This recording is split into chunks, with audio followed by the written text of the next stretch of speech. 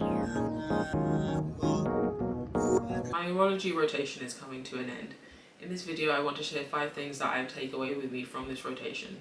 My name is Mariah, I'm a rotational physiotherapist, and here on my channel I post things physiotherapy, lifestyle and travel related. So if you're interested in that, subscribe, turn the notification bell to all so you never miss a video.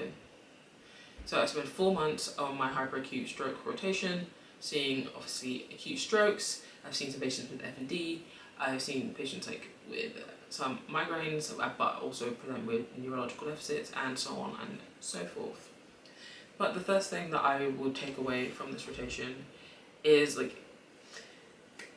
how creative you can get with your rehab, in the sense that you can be not just in terms of equipment, because you have so much equipment around you that you can utilize when you're in a neuro rehab space versus in other areas of the hospital.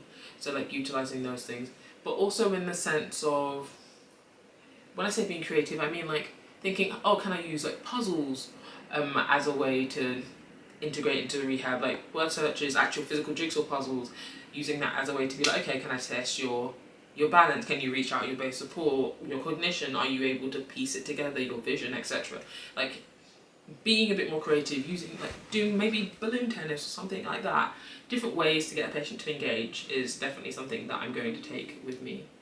The second thing is, just because someone's drowsy doesn't mean you can't do something with them. Obviously you could do your passive exercises in their best interest to prevent them from getting high tonus, for instance, or moving them to repositioning them to a different position to prevent pressure sores, for instance.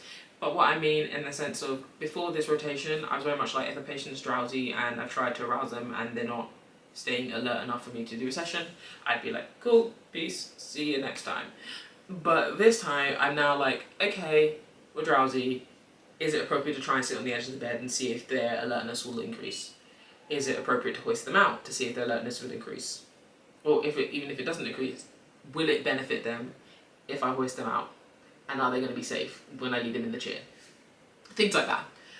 So now I'm more open to doing that, so watch out in that sense. Another thing I would say is, so the third thing is an appreciation for occupational therapists. I feel in neurology, they're very much in their realm. I feel in other areas, other specialities, there's a tendency that occupational therapists lean heavily into what would be traditionally a physiotherapist role, in terms of, because of the type of area, or the type of I'm in an acute hospital, they've got to be very fast with their assessment. So it may be just a brief initial assessment, or it may be that they're only able to do the mobility, they're able to do the transfers, basically stuff that you would traditionally think a physiotherapist would do. But I feel in neurology, they're able to dive deeper into cognition, they're able to dive deeper into function with patients, and it's been nice to see. And it's it's made me moving forward want to utilize that in occupational therapists a bit more, rather than using them as an additional pair of hands as a physiotherapist, if that makes sense. So that's definitely something I'm going to take away. Another thing is, this one's silly, but in neurology, see, because of patients' deficits, for instance, you have to support them a lot manually, I would say, and physically, with my own body or my own strength. And I didn't realise how strong I was. So yeah, I'd say that's there's no need for explanation on that one, but I didn't realise how strong I was, and that's something I'm definitely going to take away from it. I'm not a person who goes to the gym, I'm not a person who does all of that, but yeah, stronger than I look, so I'll take that. Definitely stronger than I look. And lastly, the last thing I would say that I take away from it is that I've come to realise that I am an acute physiotherapist thus far, from what I've seen, in the sense that the pace of things. So what I like about acute is that the pace is faster, you see more patients in a day, and even though you don't get as much time with patients, which is what sucks, and I do wish I got more time with patients in an acute rotation. And when you're probably wondering about Mariah, you did acute stroke, but what I mean by acute, I mean front door, admission avoidance, gen med, those areas are a bit more acute. You don't get as much time with patients as you do in neurology or in the neuro rehab area of things.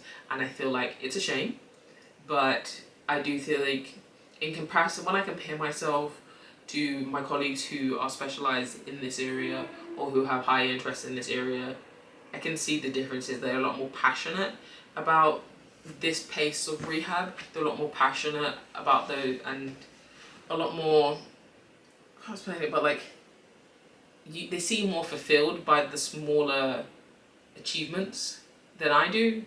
So from that, I've kind of gathered that I was like, yeah, this isn't a bit of me. But hey, it is what it is. I've learned. But those are 5 things that I've taken away from this rotation. And we'll go on to the next rotation, which is orthopedics. So watch out for my reflection there. Okay, so I'll see you guys in another video. Bye guys.